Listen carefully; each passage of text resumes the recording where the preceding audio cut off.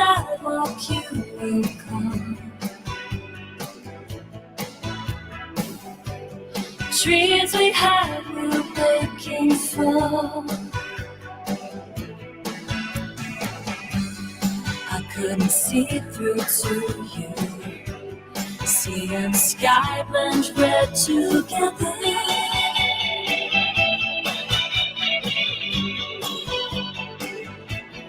So it's coming down like August into another promise, spilling on and on to the trial.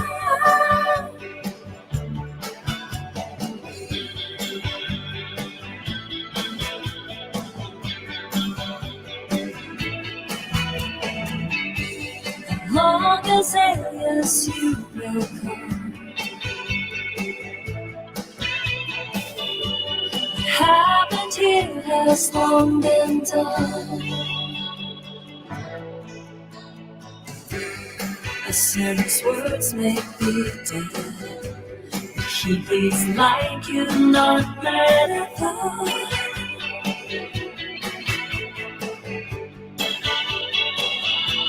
It's always coming down like August into another promise, spilling on and on to the trial.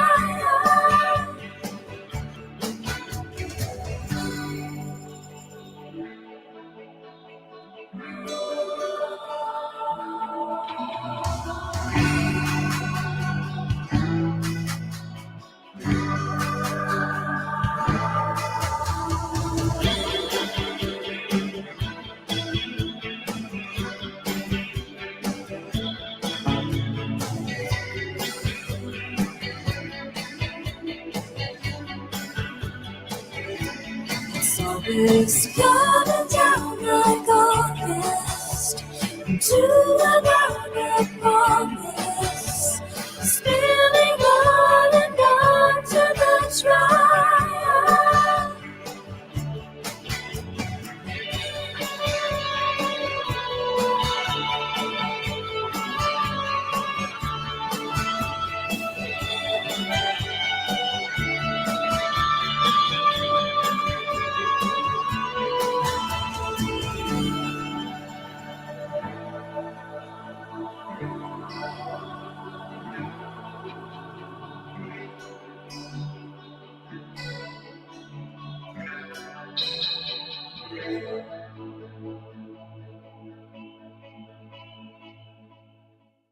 When you step out beneath the evening pale, reeds and streaming veils hanging in the churchyard, lights streaming on the crowd, petals in her hair. I don't recall just where. So long ago we were here. Return to the grass where you walked when your feet were new. The sky goes dusty blue. Here he was walking with me. These things are gone to stone. Our wax as the hills go on. The body in the earth is cold. Somehow the flicker burns still. This place she should know. These halls are where she walked, moves through doors unlocked. The house is filled with strangers. Hours here are years. she calls out their names, her voice is out of face. We scattered on the gray lawn. Walk with me past these rocks to where the river's now comes out. So still I hear my doubts, hunting a pathway home again. Hands on the clock, they slow. This moment lingers here. Tomorrow disappears. What I am is here today.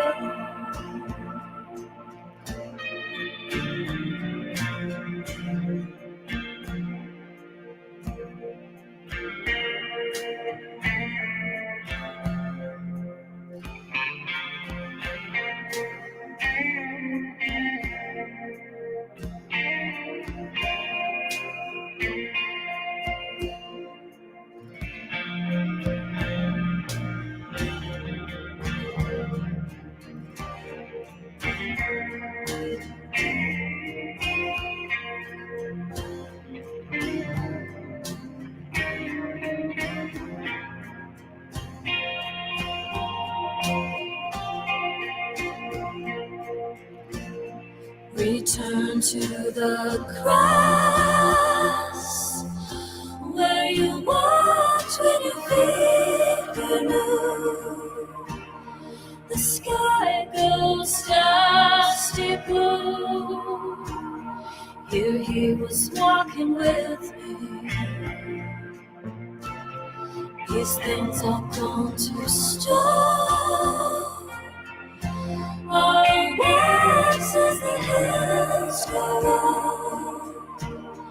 The body in the earth is cold.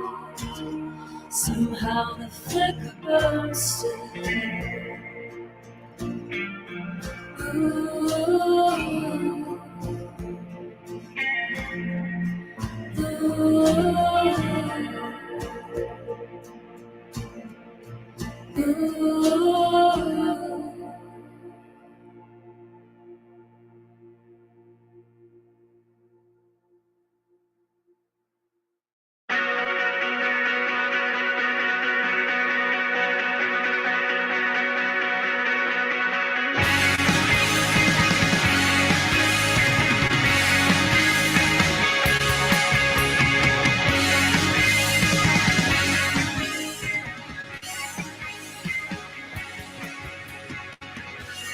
Area, walk yourself back home.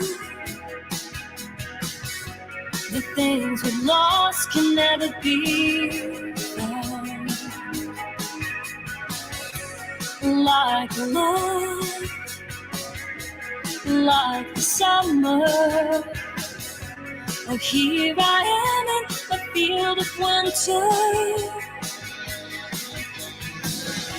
We're born with the hearts of doves before we're swallowed by the sea. And then the water turns into love. One pathetic little weed or little tree. Cool water, but it's all green. Poison.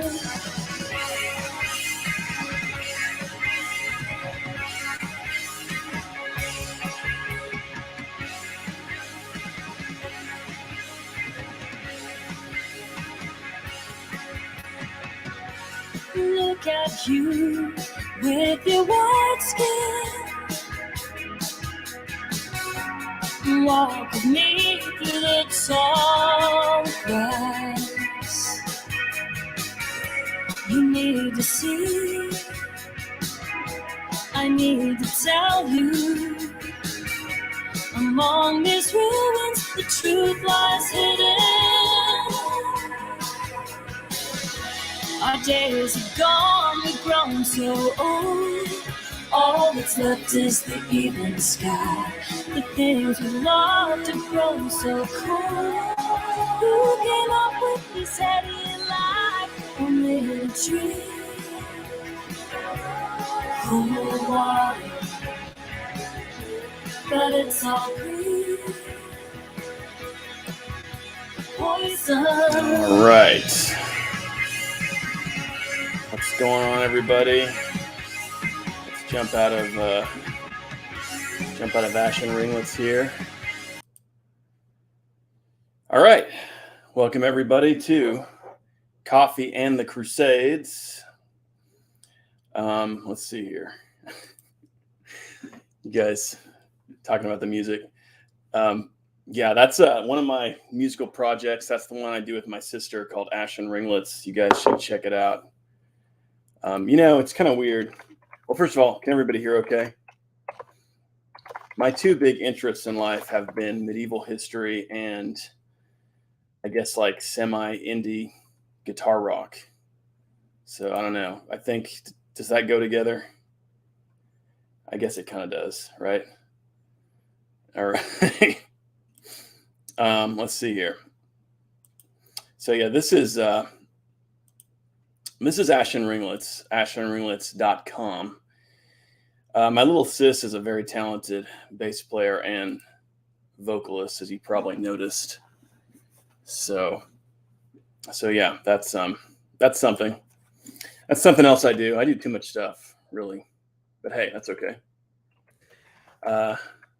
Welcome, everybody, to Coffee and the Crusades, the one and only morning show about medieval history and the Crusades, as far as I know. This is my, let's stop this for a minute. This is my Battle of Jaffa mug, available on the Real Crusades History merch store, which is linked down below in there.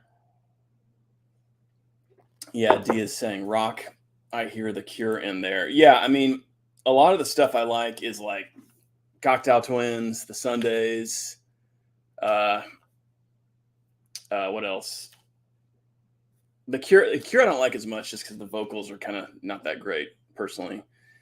But then I like a lot of alternative country stuff too, like Cowboy Junkies, Chris Whitley, even something a little more mainstream like Chris Stapleton. Those are kind of my two big genres. It's kind of like indie guitar, pop, rock, and then, alternative country type stuff. Yeah, Grail Knight is saying poetry and war go hand in hand. Yeah, I think there probably are a lot of people who like history that are also musicians. I think it probably is kind of probably isn't that uncommon. Anyway, as I trying to sing, he likes swing and jazz. My sister and I, we've played in so many bands together, but there was one point when we did almost kind of like a jazz standard type thing where we would go play these small clubs or even like art showings or private parties. You make pretty good money doing something like that. I mean, especially when you're working with a vocalist as good as my sister is. But we would do like jazz standards with just guitar and vocal. So that is another style of music that I like as well. I love Billie Holiday, stuff like that. Even some old Nina Simone and stuff like that. Oh yeah, D is saying Richard the Lionheart composed a song during his captivity. Yeah, Richard the Lionheart was a musician. He was a musician, indeed. Sheila is here. Sheila, I was glad to hear about your husband doing well after cancer. As I was saying last time, I recently went through that with a family member, so I can empathize with that. But yeah, welcome everybody to Coffee and the Crusades. Let's kind of start jumping into things here. First of all, knightsofthecross.com, if you guys would please check that out. But before I do that, I actually want to show something. I don't know if Sam is in the crowd today, but just out of gratitude, I want to share something that Sam made for the Knights of the Cross project. I believe this ended up on set, or it was used during the pilot episode of Knights of the Cross, which you guys will get to see this November. It's coming out in November. But this is a shield that Sam made as an expert reenactor who really knows his stuff. It's a pretty rugged looking shield. It's got a good battlefield look to it. And I will admit, I don't know anything about, how accurate the process was in which he made it, but maybe he'll even jump on here. I don't think he's on. Oh, there's Sam. Good. Sam is here. Yeah. Here's your shield, Sam. Thanks for making this. It's awesome. And it's going to hopefully be in the other episodes too. Here's the back of it. You guys can see. I like the fact that he's got this. This is kind of the, I guess you'd say, shoulder strap, which was in fact used on these types of shields. This is a way to stabilize the shield as you're wearing it, and especially if you're mounted on a horse, it kind of keeps it in the right place, and it also allows you to. You can correct me if I'm wrong, Sam, but it allows you to pull out your arm and use your arm for other things while it's still kind of hanging there. I don't want to embarrass myself too bad, but let me see if I can put this on the right way. Yeah, so you've got your stabilizing strap, and then you've got your grip strap there. So that looks cool. And it's also, again, it's accurate. This is how a shield would have been used by a knight during the Crusades era. You can see how much maneuverability that gives me. So I can, and this is more of kind of the heater shield style as opposed to the kite shield that would have been earlier. And then, of course, you can, hopefully I'm doing this right, you can sling it on your shoulder. And so then you've got, you've got good usability. You can kind of, let go of it if you need to.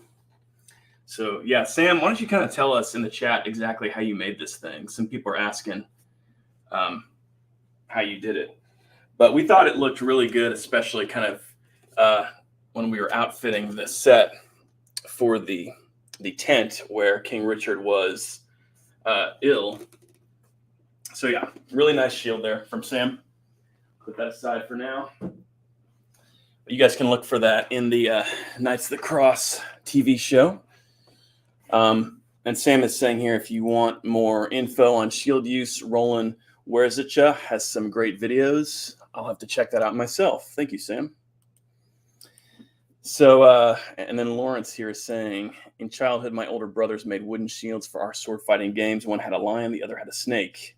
Very good. I believe we've got some information from the First Crusade sources that Bowman of Taranto had some kind of like serpentine image for his standard. Like maybe it was even a winged serpent. I turn this light off.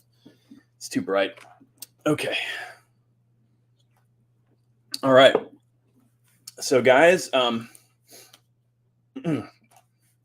what kind of questions does everybody want to talk about today? Let's hit some topics. I actually have something kind of fun I wanted to show everybody.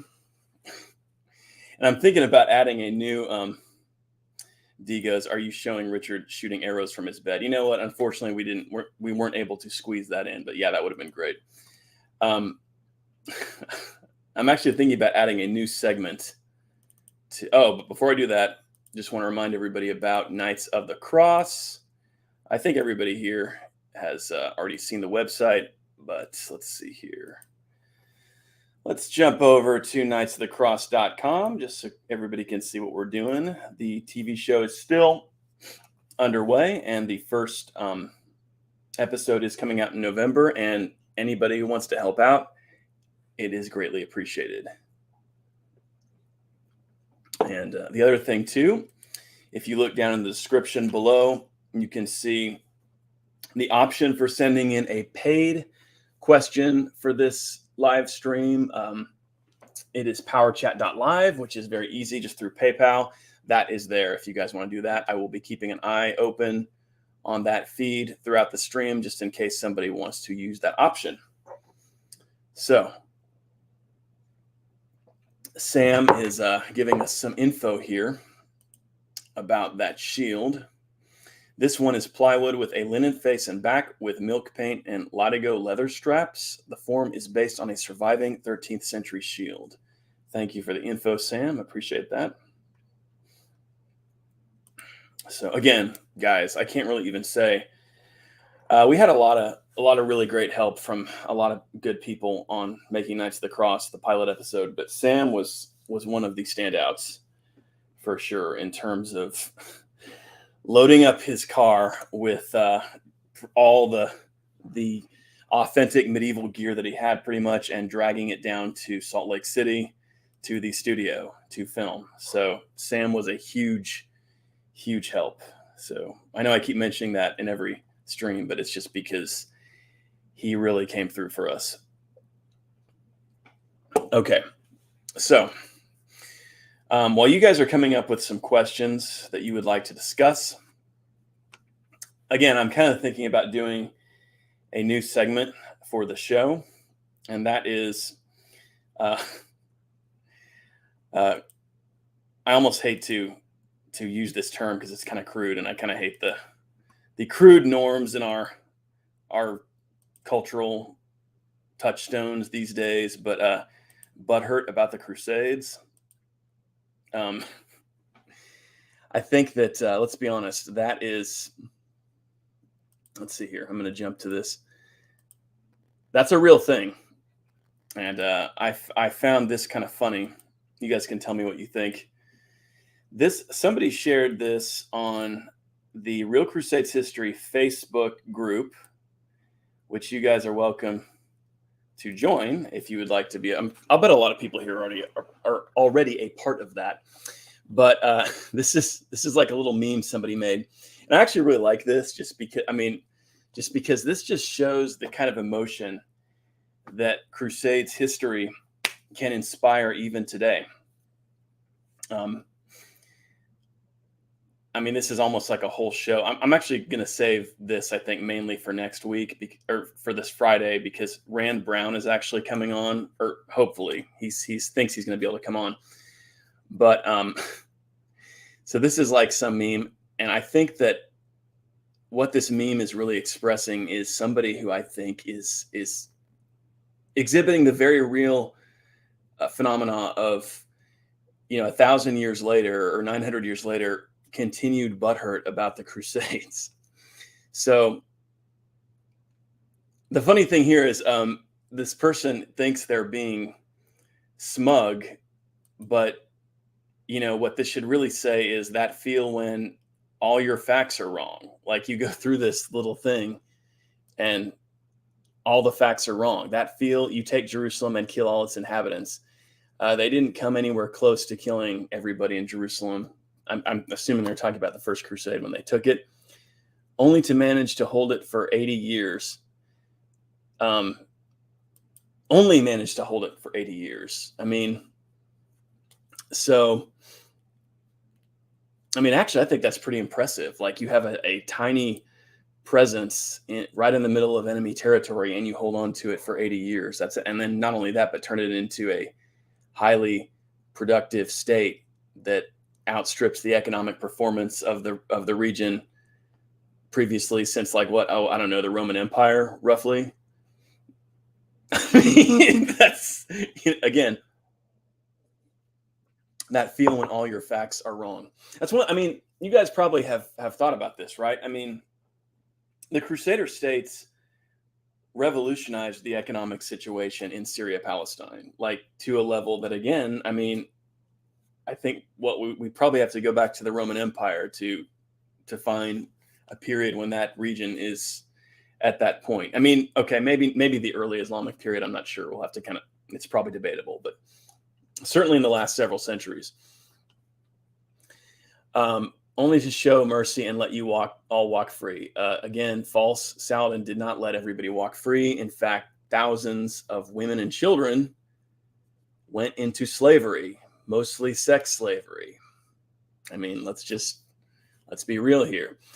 And in confusion, you attack Byzantium. No, it wasn't confusion. It was a different group of people who attacked Byzantium, and they were the Venetians, and they'd been at war with the Byzantines for a long time. Again, which I'm about to do a video about this that you guys will have to check out. This is my favorite part, though. Your only Christian ally in the Middle East.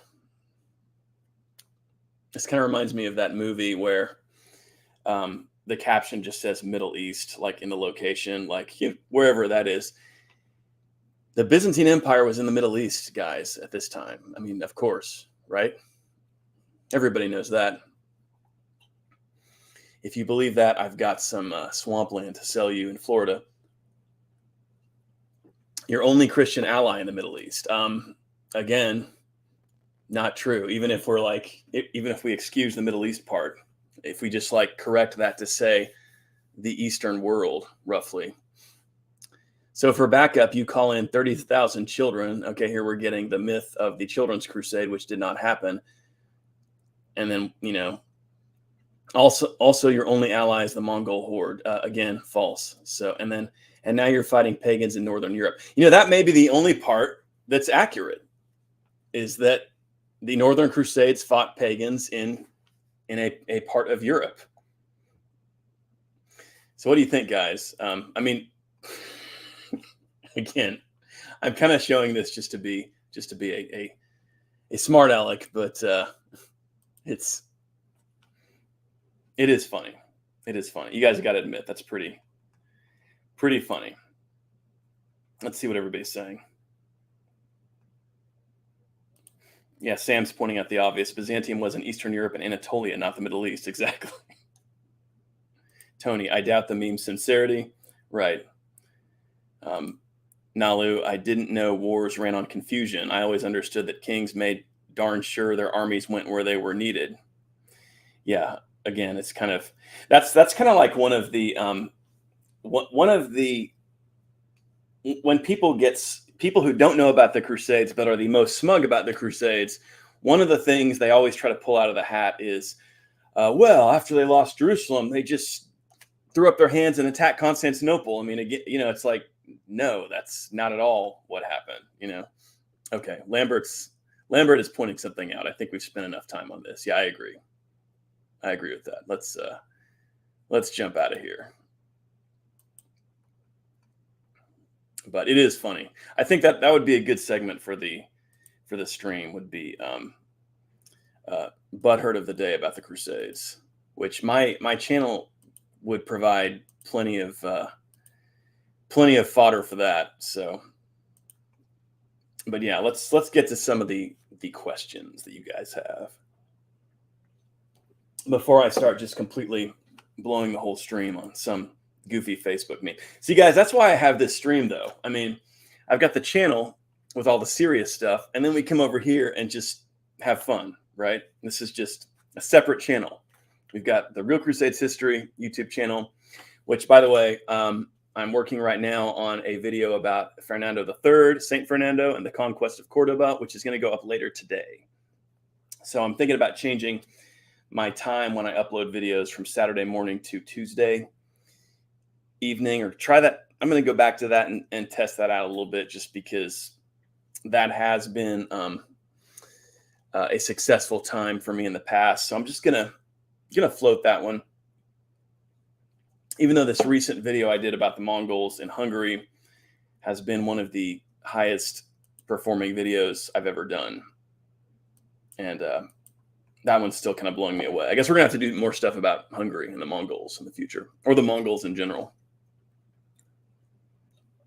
I think part of it was that was such a undercovered topic, was the second Mongol invasion of Hungary. So Lambert, was there ever a papal dispensation given for suicide to crusaders that were caught in cities overrun by Muslim armies? I've never heard of anything like that, but what happened to women and children? That's a good question. I can't recall any specific episodes where there was suicide, at the last minute. I mean, I think maybe the closest thing I can think of is when Acre was taken in 1291, basically the final act of the Holy Land Crusades, arguably. The Templars and the Hospitallers and the other surviving crusaders in the Templar citadel, right at the harbor there, as Acre was falling, they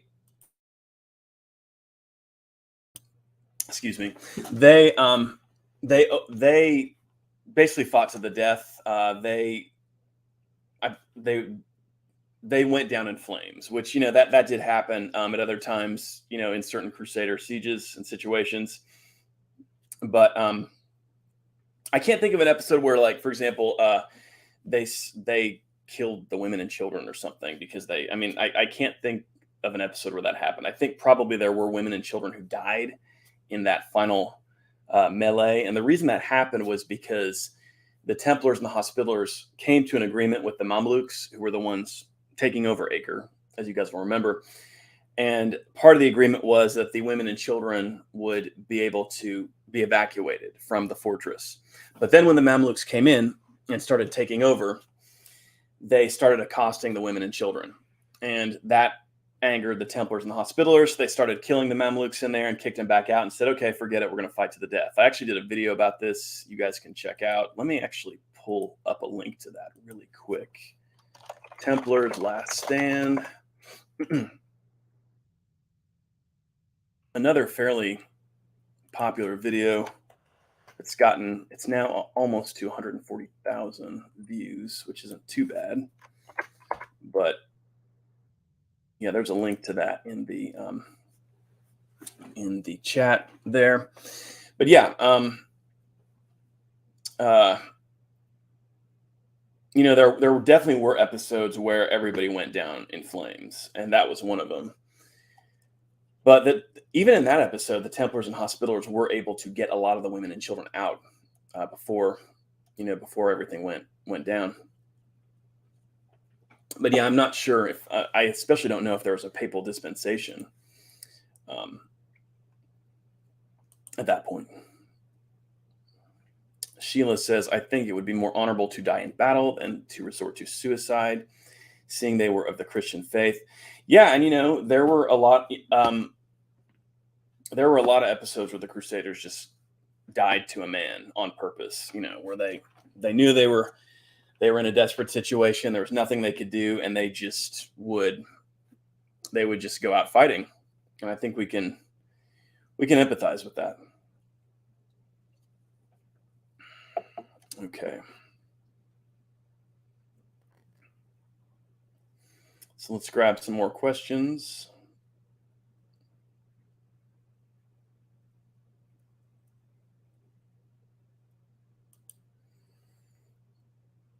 I think that Sheila here is talking about the Siege of Antioch. When I see movies, videos, etc. of the Crusaders in places like Antioch, it looks pretty arid. I would imagine dehydration was an issue. The region around Antioch actually was fairly fertile and did have, an abundance of farmland, and, there were provisions available locally during the Siege of Antioch. And in fact, initially when the Crusaders got there, they were able to take advantage of that pretty thoroughly. It wasn't really until the winter that provisions started to become a problem. So I think that's something we have to kind of remember at times, that the Crusades, people think, oh, this was in the East, this was in the Middle East. There must have been desert. I mean, people almost imagine that the Crusades just happened in deserts. And this really isn't accurate. There were parts of Palestine and Syria that were desert or more desert-like, especially the area beyond the Jordan in the Kingdom of Jerusalem was, you are getting into desert region out there. You can kind of see if you go there today, you can kind of see something of what it would have been like. But most of the inhabited areas were, there was farmland. I mean, you don't put a city and a settlement in a place where it's just, it's just like there's no way for people to survive. I mean, so yeah, Antioch had a lot of farms and that kind of thing around it. So, and it even got very cold. I mean, there was one of the problems during the Siege of Antioch was that the winter was very bitter and cold. I mean, that's another thing we forget. It wasn't just always hot in these regions. In fact, Stephen of Blois, one of the Crusade leaders who left behind letters, he talks about this in his letters to his wife about how, wow, I mean, this is just as cold as the winter in France. Lawrence says, just watched about Crusaders in Hungary against Golden Horde Mongols. I assume you're talking about my new video. So thanks for watching that. Appreciate that, Lawrence. Zytron, I saw in someone else's video that the Knights Templar only ever had small red crosses over their heart. Have you heard anything about this? Yeah, the Templars, I don't remember if it was throughout their whole history or just the early period. Yeah, they just had the small cross.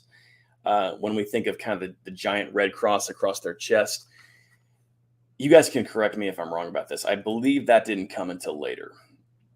But certainly in the 12th century, early on, that would have been more accurate for what the Templars actually looked like. Okay.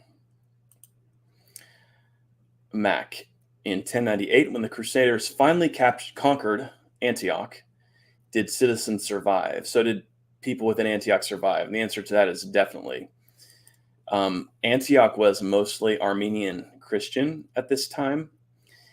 And a lot of the Armenians within Antioch rose up when the Crusaders came in and actually helped them defeat the Turkish garrison. Probably the bulk of the people who would have died when Antioch was taken would have been the Turkish garrison force, which I believe at the start of the siege was about 5,000 or so. So a very large garrison, no doubt. Antioch was one of the biggest cities in the world at the time. But yeah, this is kind of a misconception. And when you think about it, it would have been so impossible to, especially a city as big as Antioch, to go through it and just kill everybody in it. The Crusaders didn't want to do that anyway. A lot of the Turks who were killed when Antioch fell were killed by local Christians, local Armenians who had some pretty serious grudges against the Turkish garrison. In fact, we know that the emir of Antioch, who was a guy named, what was his name? Yagi Sihan, this older Turkish veteran who had been one of the Sultan's big servants and apparently had very hairy ears. That's one of the interesting facts about him. He was killed by some local Armenians who found him and cut his head off and brought it to Bohemond for a reward. So that's kind of interesting.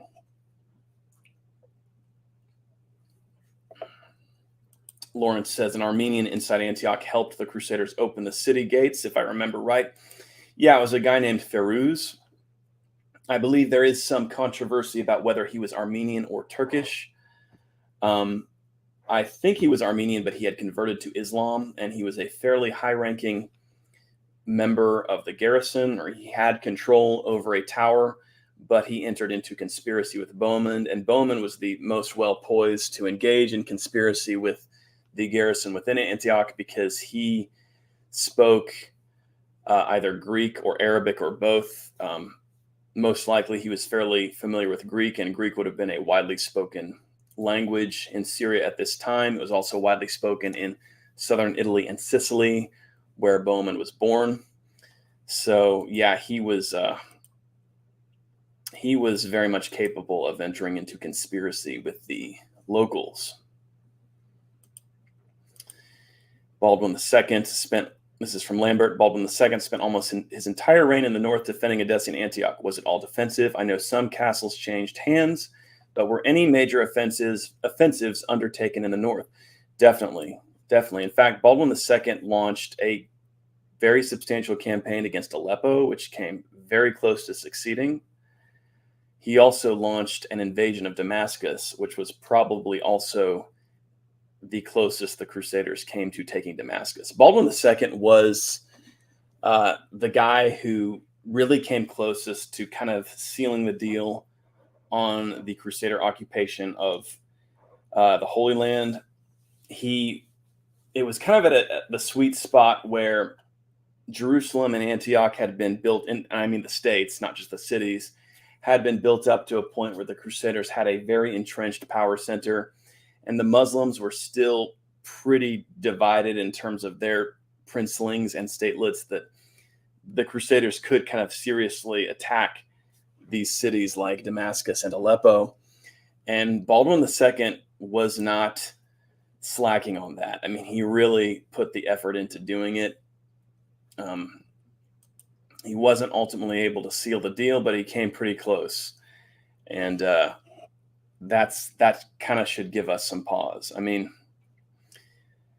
again, thinking about how meager the numbers were involved when the Crusaders were doing this, it's amazing. All right, a lot of good comments in the chat today, and we'll kind of wrap things up in just a moment here. And Sam is pointing out, getting distracted by my phone there. Sam is pointing out a good point here. It also deprives you of much of the value of a city, its people. Right. Generally, you didn't want to just go through a city and eliminate everybody. That's more of a myth about even the fall of Jerusalem, which I think most likely was a more considerable massacre than what happened in Antioch. Even that was not anything like what kind of the popular image presents.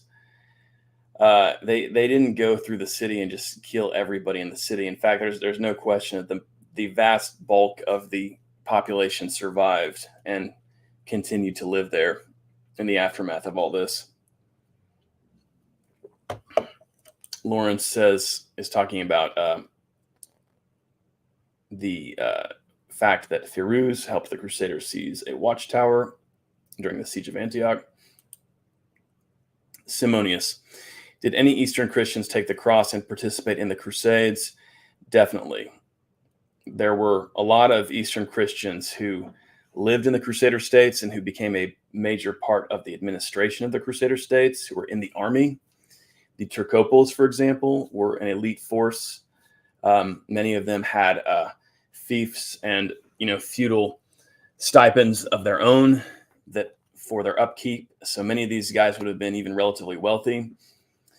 The Eastern Christians were heavily involved in the Crusades, and I think we can even see one thing that I think we see happen during the Crusader states' history is that there's kind of a blending together of the Eastern and Western churches, and not with the church in Byzantium, because there was always more of an antagonistic relationship between the Latins and the Byzantines. I mean, even that's debatable, but definitely a separation. But what we really see happening in the Crusader states themselves is like the local Christians, their traditions, the Armenians, we're starting to see these two traditions kind of coming together. And one wonders if the Crusader states had lasted longer, if that would have accelerated. I mean, maybe over time, the local churches would have just been incorporated into the larger Latin hierarchy. That is possible because, I mean, the Latin rite definitely was dominant. But, like the perfect figure to look at is Queen Melisande, who was half Armenian. We have her Psalter, this prayer book that was made for her, which contains Greek and Latin prayers. It contains Greek and Latin artwork. It's a blending of these two traditions. And that was not just her. I mean, this was going on.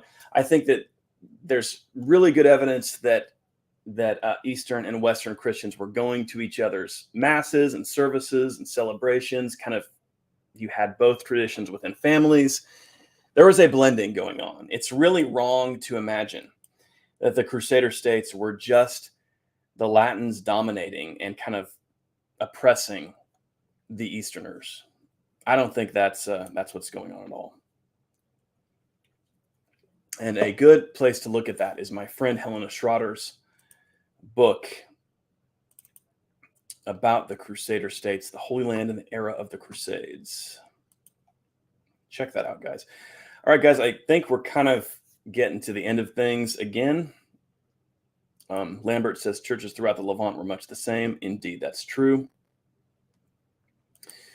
Max says, I'm writing a book about the Crusaders to note if Turkish citizens survived. Help. I do a lot of research, but could not find any info on that topic. Thank you. Well, there weren't Turkish citizens inside of Antioch, at least not in any great number. The city was pretty much an Eastern Christian city, mostly Armenian and Greek.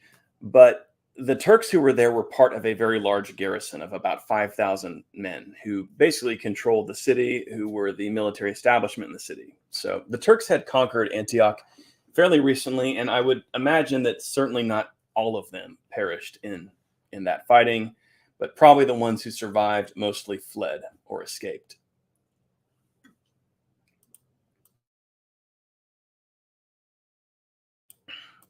Okay. All right, guys. Let's kind of wrap things up now. Maybe one more question, and then I'm going to get back to work on this new video, which is coming out this evening, most likely. Hope you guys will enjoy that about Saint Fernando. I'm enjoying working on it. He's very interesting. I'm hoping that it will catch a good viewership, because I mean, it's the thing is, some of these sometimes like stuff about the Reconquista, if it's not about El Cid, doesn't get as much attention, unfortunately. But hopefully, El Cid and Queen Isabel seem to be the two big ones. But I'm taking a chance with focusing in on Saint Fernando on the main channel. Hopefully it'll get people's attention. I'm thinking about a couple of titles that might kind of snag people's attention. One of them I'm thinking is Saint Fernando, Greatest King in History? ? Just to maybe get a little controversy going. Whenever you make a claim like that, or sort of imply a claim like that, it kind of gets people, one of the things that kind of does help on YouTube is maybe is kind of annoying some people, or kind of, throwing something out there that somebody might disagree with. So that's just something I'm playing around with. I don't know. I mean, I think you could argue he was one of the greatest kings in history, but people especially get touchy when you throw out a claim that, like, well, this person was the greatest X in history. I mean, that can draw people in and get them clicking sometimes. So we'll see. If you guys have any ideas about what you think would be a good title, you can let me know. But okay, yeah, let's wrap things up now. I'll be back on Friday, same time. Thanks very much, Mac. Appreciate that. We do this at noon Eastern time on Tuesdays and Fridays, 11 Central time. Hope you guys will join us every time we do it. Don't forget to subscribe to this channel if you have not done so already. And go over to the main Real Crusades History channel and sub there as well. So we'll talk to you guys soon. Until then.